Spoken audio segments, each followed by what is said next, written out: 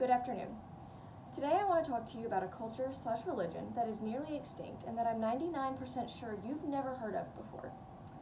This group was a Christian sect formerly known as the United Society of Believers in Christ's Second Appearing, but they were more commonly known as the Shakers.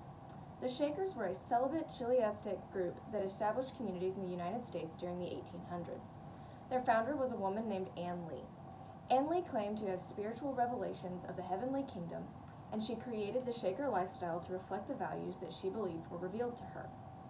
The Shakers had a very unique lifestyle centered around simplicity, hard work, and celibacy. Despite the fact that the Shaker religion was so fascinating, not much is known about them. How did the communities grow? How did they make a living? And where are they now? As I mentioned earlier, the Shakers were celibate.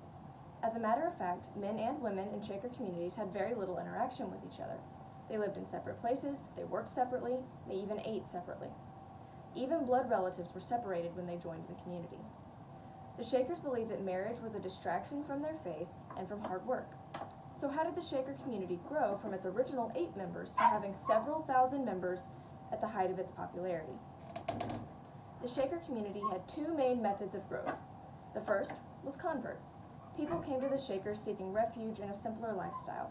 They would convert and become faithful members of the Shaker community. The second and main method of growth were orphans. When children became orphaned and were not taken in by extended family, they were often adopted by the Shakers. They would remain in the community until they turned 18 and would then make a decision about whether to stay or leave the community. The Shakers were firm believers in the value of hard work. They worked in agriculture, they sewed, they invented, and perhaps their largest source of revenue was their furniture. Shaker furniture was highly sought after because of the skillful craftsmanship. The Shakers were also the first people to package and sell seeds. And among the many items that were invented by the Shakers, the common clothespin. So what happened to the Shakers? As of today, there is only one Shaker community that is considered active.